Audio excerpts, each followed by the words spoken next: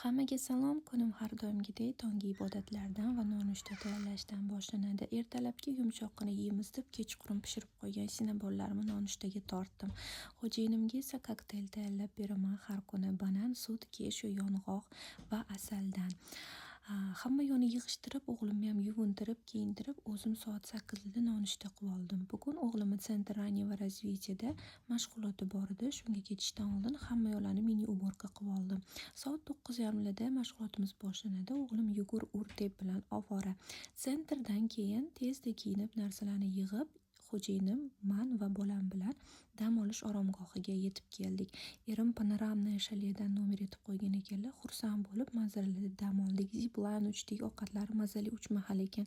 Живой уголок qushlari, quyonlari bilan bor ekan. Bu joy nomi Crystal Resort. Xullas, bugungi kunim juda ham chiroyli o'tdi. Alhamdulillah.